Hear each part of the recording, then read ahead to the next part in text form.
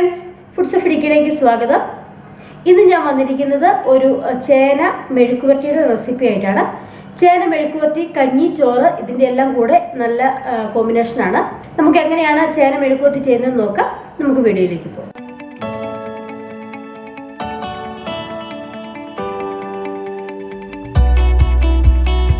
ഇന്ന് നമ്മൾ ചെയ്യാൻ പോകുന്നത് ഒരു ചേന മെഴുക്കുവരട്ടിയാണ്. ചോറിൻ്റെയൊക്കെ കൂടെ കഴിക്കാൻ പറ്റുന്നതാണ് ഈ ഒരു മെഴുക്കുവരട്ടി.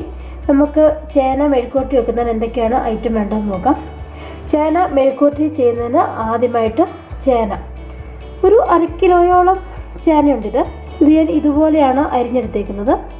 നിങ്ങൾക്ക് നീളത്തിൽ വേണമെങ്കിൽ അങ്ങനെ അരിഞ്ഞെടുക്കാം.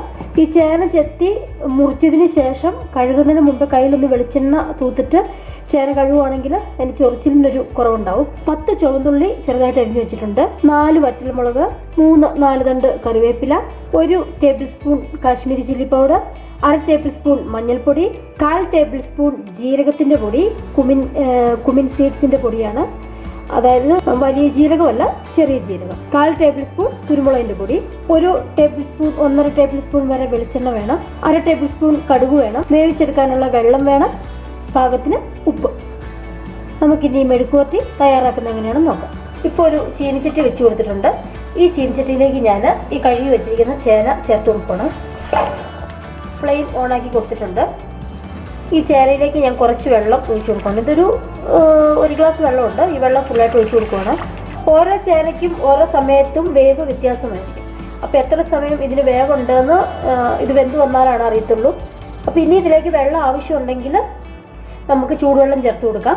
നമ്മൾ എടുത്തു വെച്ചിരിക്കുന്ന മഞ്ഞൾ പൊടി ഈ ചേനയിലേക്ക് ചേർത്ത് കൊടുക്കാം. ഈ ചേന നന്നായിട്ടൊന്ന് മിക്സ് ചെയ്യാം. ഇനി ഒന്ന് അടച്ചു വെച്ച് വേവിക്കാം. ചേന പതുക്കെ വെന്ത് തുടങ്ങിയിട്ടുണ്ട്. ഒരു 15 മിനിറ്റ് ആയിട്ടുണ്ട് വെച്ച് കൊടുത്തിട്ട്. നമ്മളിതിലേക്ക് ഉപ്പ് ചേർത്ത് കൊടുത്തിട്ടില്ലായിരുന്നു. അപ്പോൾ ചേന ആദ്യമേ ഉപ്പ് ചേർത്ത് കൊടുത്താൽ വേവാൻ താമസിക്കുന്നത് കേട്ടിട്ടുണ്ട്. അതുകൊണ്ട് ഞാൻ ചേന തിളച്ച് ഒരു പകുതി വേവ് ആകുമ്പോഴാണ് സാധാരണ ഉപ്പ് ചേർത്ത് കൊടുക്കുന്നത്.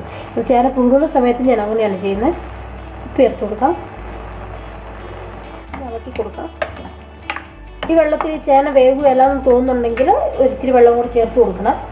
അത് ചൂടുവെള്ളം അടുപ്പിൽ വെച്ച് ഒന്ന് തിളപ്പിച്ചിട്ട് ഒഴിച്ചു കൊടുക്കുന്നതാണ് നല്ലത്. ഈ ചേനയിലെ വെള്ളമൊക്കെ ഒന്ന് വറ്റി ഇത് വെന്ത് വന്നിട്ടുണ്ട്. 25 മിനിറ്റ് എടുത്ത് ഇത് വേവാൻ. അപ്പോൾ ഓരോ ചേനയ്ക്കും ഓരോ സമയത്ത് വേവ് വ്യത്യാസമുണ്ട്. ഇനി നമുക്ക് വേറെ ഒരു ചീനിച്ചട്ടി വെക്കാം. ഒരു ചീനിച്ചട്ടി വെച്ച് കൊടുത്തിട്ടുണ്ട്. ഇതൊന്ന് ചൂടായിട്ടുണ്ട്. ഇതിലേക്ക് ഒരു 1.5 ടേബിൾ സ്പൂൺ വെളിച്ചെണ്ണ ചേർത്ത് കൊടുക്കണം. ഇപ്പോൾ ഈ എണ്ണ ചൂടായിട്ടുണ്ട്. നമുക്ക് കടുക് ഇട്ട് കൊടുക്കും. 1/2 ടേബിൾ സ്പൂൺ കടുകാണ് ചേർത്തേക്കുന്നത്. ഇപ്പോൾ ഈ കടുക് പൊട്ടിയിട്ടുണ്ട്. ഇതിലേക്ക് നമുക്ക് ഈ വറ്റൽമുളക് ചേർത്ത് കൊടുക്കാം. ചെറിയ ഉള്ളി, കറിവേപ്പില നമുക്കൊന്ന് വഴറ്റിയെടുക്കാം. ഇതെല്ലാം ഒന്ന് വഴന്നു വന്നിട്ടുണ്ട്. നമുക്കിതിലേക്ക് നമ്മുടെ പൊടി ഐറ്റംസ് ചേർത്ത് കൊടുക്കാം.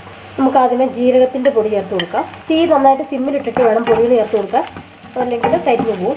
നമ്മൾ ചേനയിൽ മഞ്ഞൾ പൊടി ചേർത്തിട്ടുണ്ട്, അതുകൊണ്ട് ഇനി മഞ്ഞൾ പൊടി ചേർക്കുന്നില്ല. കുരുമുളക് പൊടി ചേർത്ത് കൊടുക്കാം, മുളക് പൊടി ചേർത്ത് കൊടുക്കാം. ഇപ്പോൾ നമ്മൾ വേവിച്ച് വെച്ചേക്കുന്ന ചേനയിൽ നിന്ന് ഒരു പീസ് കഴിച്ച് നോക്കണം. അപ്പോൾ ഉപ്പ് എന്തെങ്കിലും കുറവുണ്ടെങ്കിൽ ഇപ്പോൾ നമുക്ക് ഇതിലേക്ക് ഇത്തിരി ഉപ്പ് ചേർത്ത് കൊടുക്കാം. അപ്പോൾ ഞാൻ വേവിച്ച് വെച്ച ചേനയ്ക്ക് ഉപ്പ് കറക്റ്റാണ്, അതുകൊണ്ട് ഉപ്പ് ചേർക്കുന്നില്ല. നമുക്ക് ഈ ചേന ഇതിലേക്ക് ഈ അരപ്പിലേക്ക് ചേർത്ത് കൊടുക്കാം.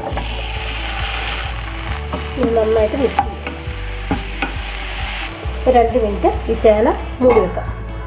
സിമ്മിലിട്ടിട്ടാണ് മൂടി വെച്ചേക്കുന്നത്. അങ്ങനെ നമ്മുടെ ചേന മെഴുക്കുവരട്ടി ഇവിടെ റെഡി ആയിട്ടുണ്ട്.